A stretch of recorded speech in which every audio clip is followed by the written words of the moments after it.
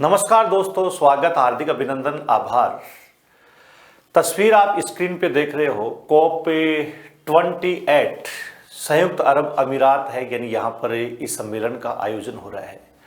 सम्मेलन के बारे में मैं विस्तृत वीडियो बनाऊंगा, लेकिन इससे पहले आज हम चर्चा करना चाहते हैं चाइना के बारे में। निश्चित रूप में आप में से सभी लोग चीन के बारे में कुछ न कुछ जरूर जानते हैं। थोड़ा बहुत सभी जानते हैं, थोड़ा बहुत नहीं जानते, इतना जरूर जानते हैं कि वो विस्तारवादी देश है, अपना क्या कर रहा है, विस्तार करता रहता है। चाहे वो समुद्र में देख लीजिए, चाहे स्थल पे, जल पे, वायु में, जहां भी मौका लगता है वहां पर वो विस्तार करता है। इसलिए उसको एक विस्तारवादी देश के बारे में जानना आता है। मतलब थोड़ा बहुत सभी जानते हैं, लेकिन फिर भी लोग चाइना के झंडे के बारे में कोई बात नहीं करता।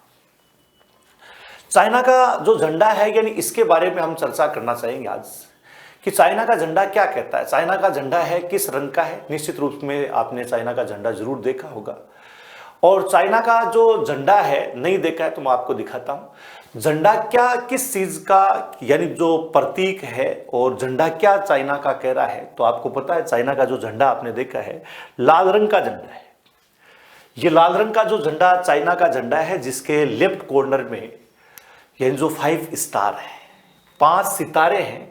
ये जो लाल रंग है चाइना का जो झंडा है, यानी उसमें जो लाल रंग दिखा रखा है, ये प्रतीक है चाइना की क्रांति का, रिवोल्यूशन का है।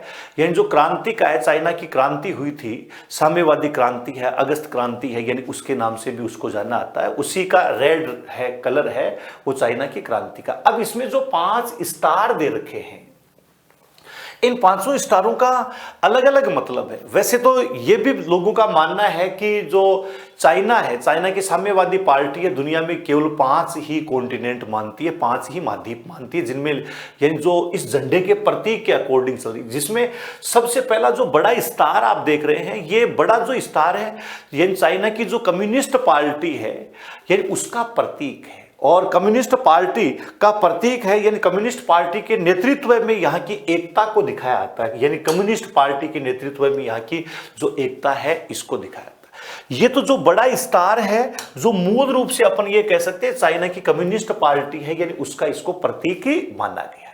इसके बाद में 4 जो छोटे स्टार हैं, पीले रंग के इसलिए दर्शाए गए हैं कि ये लाल रंग में आसानी से दिखाई दे।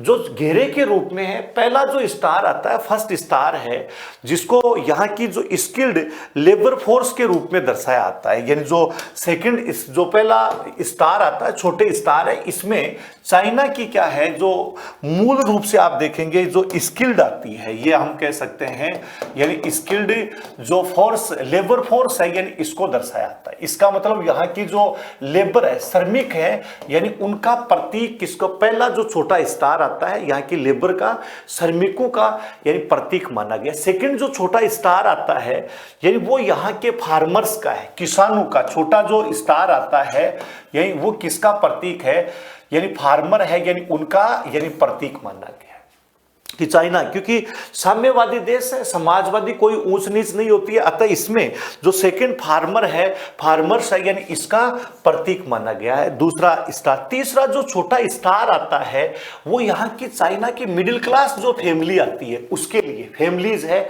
उसके लिए क्या प्लानिंग करनी है, यानी वो क्या है, यानी मिडिल क्लास, हाँ, कि जो मिडिल क्लास फैमिलीज आती है, यानी उसके लिए, उसको दर्शाने के लिए क्या है, यानी जो सेकंड स्टार, ये जो छोटा स्टार है, यानी इसको लिया गया है। और इसके बाद में अगला जो स्टार आता है, यानी जो 4th छोटा स्टार आता है, यानी जो यहाँ की लिबरेशन आर्मी है, यानी चाइनीज आर्मी है, उसको छोटे स्टार से दर्शाया जाता है। इसका मतलब ये जितने भी आप देख रहे हैं कि इस जो झंडे के अंतर्गत है, यानी सोशल जो सिंबल्स, इनको अपन कह सकते हैं। बड़ा स्टार है, चाइना की जो कम्युनिस्ट पार्टी है, उसके नेतृत्व को और एक नेतृत्व में एकता को दर्शाता है।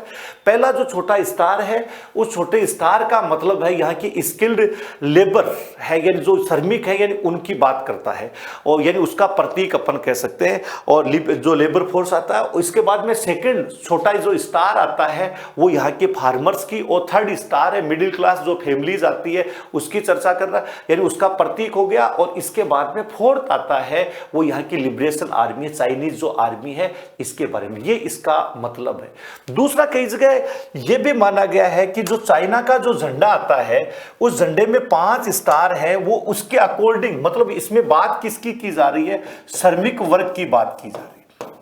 इसमें किसकी बात कर रहे हैं, यानी किसान की बात कर रहे हैं। इसमें और किसकी बात है, मध्यम वर्ग है, यानी इसकी बात की जा रही है। मध्यम वर्ग के साथ साथ में ही यहां पर जो सेना है, यानी उसकी बात, ये चारों चीजें हैं, यानी इनकी चर्चा की जा रही है और इसके साथ में ही एकता की बात कर रहे हैं। अतः 5 स्टारों से दर्शाया गया है। इसमें यह भी मानना है कि चाइना यह मानता है दुनिया में 5 ही महाद्वीप है जहां पर ये सारी चीजें पाई। 5 कौन से, जिसमें यूरोप और एशिया को एक ही मानता, वो यूरेशिया बोलता है। ठीक है, उत्तरी अमेरिका, दक्षिणी अमेरिका 3 हो गए, अफ्रीका 4 और ऑस्ट्रेलिया 5। यहीं पर ये सारी चीजें पाई जाती है। वो भी इसके प्रतीक का कारण है कि 5 स्टार 7 स्टार, वो जैसे 5 स्टार होटलें होती है तो उसमें क्या है, 5 महाद्वीपों का खाना। 7 स्टार एक्चुअल में कहते हैं, लेकिन 7 महाद्वीपों में तो क्या है, जो जनसंख्या निवास ही नहीं करती है। तो ये एक रोचक जानकारी थी चाइना के झंडे के बारे में।